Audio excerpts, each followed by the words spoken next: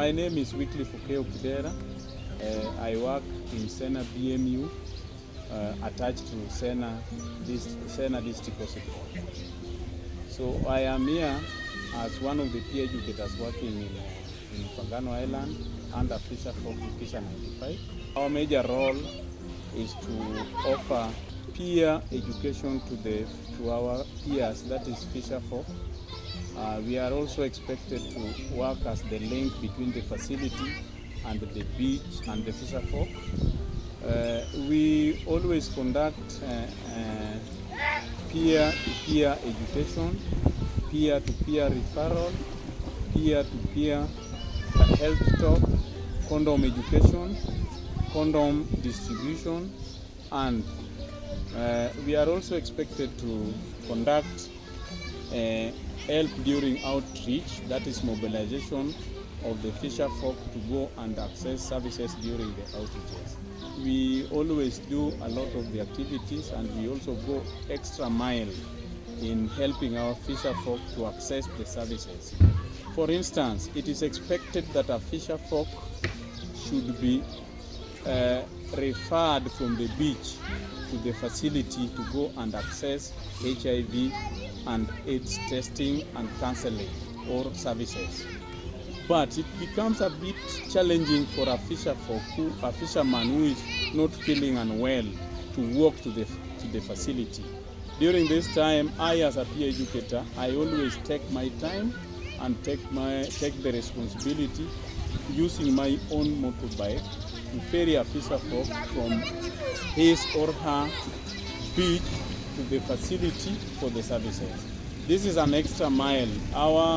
The guideline expects us as a peer educators to refer them to the facility for these services. And here comes a case where a fisherman feels that the cost or the distance from the beach to the facility, he is unable to go there. So me as a peer educator, I will come to his or her house using my own motorbike and ferry him or her to the facility and access the services and then take him back to the facility. Secondly, we have seen Fisherfolk who finds it very difficult to walk to the facility for the services. This is simply because Fisherfolk community are migratory in nature. So it means their working station or their activities don't allow them enough time to access these services at the facility. During this time, I go as far as going to the facility and bringing a healthcare provider to their places where they fish or to the beach where they are doing their activities so that they can access these services. So me as a peer educator, as Fisherfolk, as I identify some of my